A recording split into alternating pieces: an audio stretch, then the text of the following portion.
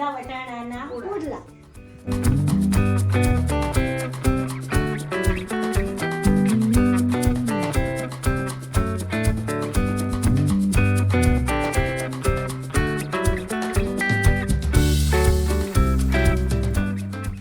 નમસ્કાર મિત્રો, કેમ છો બધા? સૌને મારા જય જલારામ, જય શ્રી કૃષ્ણ. તો આજે આપણે બનાવવાના છે લીલા વટાણાના પૂડા. પૂડા તો તમે બધા બનાવતા જ હશે અલગ અલગ, પણ આજે આપણે લીલા વટાણા નાખીને બનાવીશું. ચલો, ગુડ મોર્નિંગ, જય માતાજી, જય શ્રી કૃષ્ણ.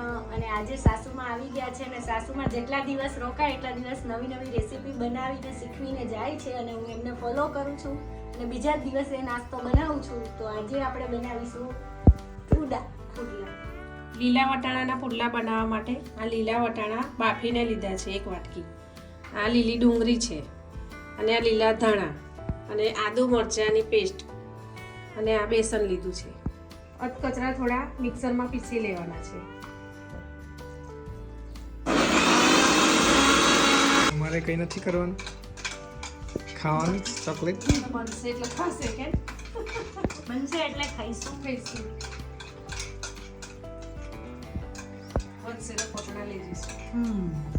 હવે આપણે આ લીલી ડુંગળી નાખીશું, આ લીલા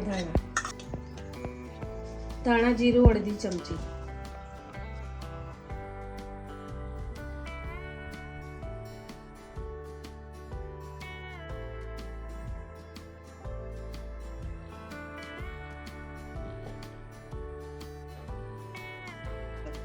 વટાણા કોઈને ના ભાવતા હોય તો આ રીતે પૂડા બનાવી પણ ખાઈ શકાય છે.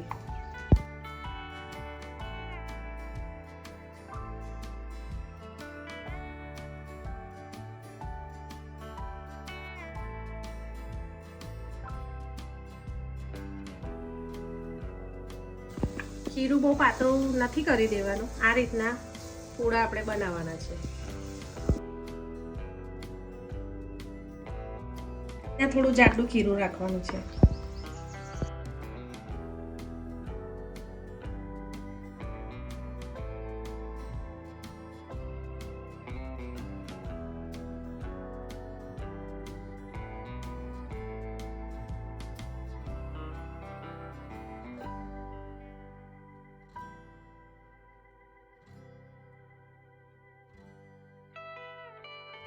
એક પૂડો બનીને તૈયાર થઈ ગયો છે.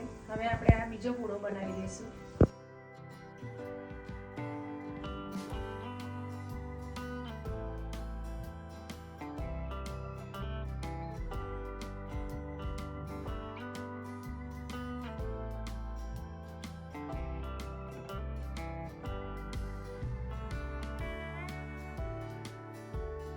લીલા વટાણાના પૂડા બનીને તૈયાર થઈ ગયા છે. તો તમે પણ બનાવજો અને બધાને ખવડાવજો. સવારમાં નાસ્તો સરસ લાગે છે, ચા સાથે, ટામેટા સોસ સાથે. તો બનાવો તમે પણ આવા પૂડા. 2 દિવસ પછી આની આ રેસીપી ફરી રિટર્ન થશે, રિપીટ થશે. ટેસ્ટી પૂડા મેં તો ટેસ્ટ કર્યો અને એકદમ મસ્ત દક્ષાબેન જેવા ચકાચક થયા છે. નવી રેસીપી બનતી રહે એના માટે like, comment and follow. By.